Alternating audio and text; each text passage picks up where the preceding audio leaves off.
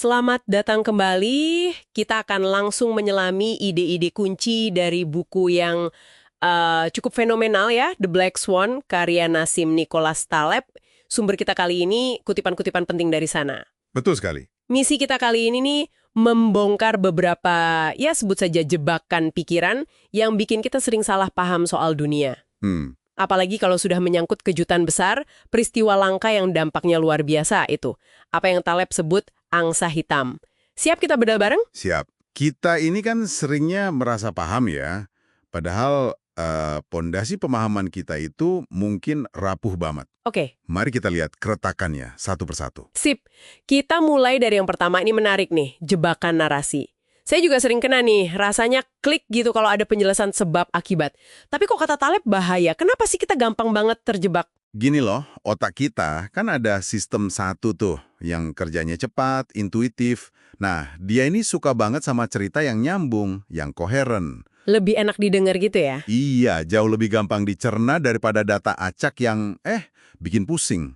Akibatnya, ya setelah kejadian, kita cenderung menciptakan penjelasan. Menciptakan, jadi nggak selalu benar dong? Bisa jadi, menciptakan penjelasan yang kelihatannya masuk akal. Padahal mungkin cuma plausibilitas retrospektif. Cuma kelihatan masuk akal setelah kejadian. Oke. Ini bahaya, karena kita jadi merasa ngerti, padahal mungkin cuma karangan. Bisa menyesatkan pas ambil keputusan ke depan. Kayak jelasin naik turunnya pasar saham harian pakai berita hari itu doang. Padahal mungkin lebih kompleks ya. Jauh. Nah, cerita yang kita buat ini seringkali jadi makin bias karena kita cuma lihat sebagian kecil aja dari gambar besarnya. Ini nyambung ke jebakan berikutnya. Bukti bisu. Konsep ini benar-benar, bikin mikir ulang soal sukses dan gagal. Banget. Kita kan kagum ya lihat penulis terkenal, pengusaha sukses, investor hebat. Iya dong, kisah inspiratif. Tapi kita lupa ada ribuan, mungkin jutaan penulis yang naskahnya ditolak, bisnis yang bangkrut, investasi yang ambyar. Yang nggak kedengeran ceritanya ya. Nah, itu dia. Kita cuma lihat pemenang yang bersuara. Data dari yang kalah, yang hilang, itu bukti bisu, nggak kelihatan. Dan itu mendistorsi pandangan kita ya. Fundamental. Persepsi kita soal risiko dan peluang jadi miring. Kita jadi anggap remeh risiko karena ya fokusnya ke yang kebetulan selamat atau berhasil. Selain data yang hilang ini, kita juga sering terlalu percaya sama para ahli ya, apalagi soal prediksi ekonomi, sosial gitu. Taleb kan kritis banget soal ini. Tapi gimana ya, kita kan butuh panduan. Batasnya di mana? Betul. Taleb menyorot soal istilahnya epistemic arrogance. Arogan secara pengetahuan gitu. Kurang lebih. Kesenjangan antara apa yang dikira diketahui ahli sama apa yang sebenarnya dia tahu.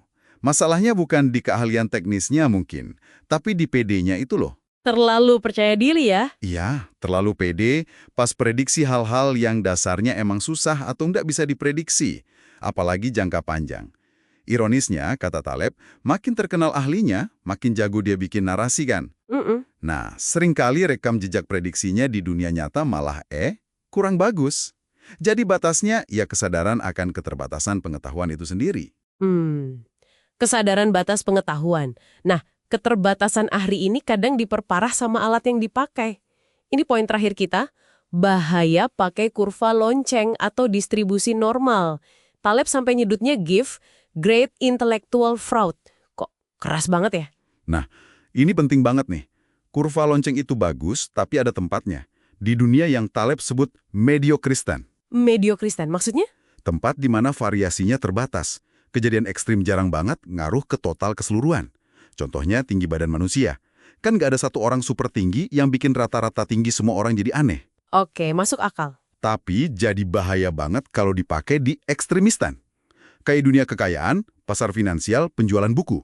Di sini, satu kejadian langka, si angsa hitam, itu bisa ngubah segalanya. Satu kejadian bisa bikin jungkir balik ya? Persis. Makanya Taleb bilang penipuan intelektual besar. Karena pakai kurva lonceng di ranah ekstremistan ini, secara mendasar, keliru. Kelirunya di mana? Dia ngasih rasa aman palsu. Kita jadi ngerasa udah bisa ngukur dan ngendalin risiko, padahal kita justru ngabaikan risiko paling gede, risiko ekor gemuk itu, tail risk. Risiko kejadian langka tapi dampaknya masif. Betul. Ini kayak pakai logika orang waras di tempatnya orang gila, meminjam analogi log yang juga dibahas Taleb di bab itu. Menggunakan alat yang salah di tempat yang salah. Wah, dalam juga ya. Jadi penipuannya bukan di kurva loncengnya, tapi di pemakaiannya di wilayah yang salah yang justru rentan banget sama angsa hitam. Oke, jadi dari semua jebakan ini, apa nih pelajaran utamanya buat kita? Intinya sih, waspada sama cerita yang terlalu rapi, terlalu mulus. Coba deh aktif cari bukti yang mungkin tersembunyi atau sengaja diabaikan. Bukti bisu itu. Cari yang nggak kelihatan ya. Betul. Terus, jangan cuma tanya soal keahlian, tapi pertanyakan juga tingkat keyakinan para ahli. Apalagi soal prediksi masa depan. Dan ya, kritis banget sama model statistik. Pahami batasannya, jangan sampai malah bikin kita lengah sama realitas yang jauh lebih liar. Pengingat penting nih untuk tetap rendah hati ya menghadapi ketidakpastian ini. Mungkin gini, sebagai penutup ya, gimana kalau fokus kita itu bukan pada usaha yang sering sia-sia buat prediksi angsa hitam berikutnya, Terus gimana dong? tapi lebih ke membangun ketahanan.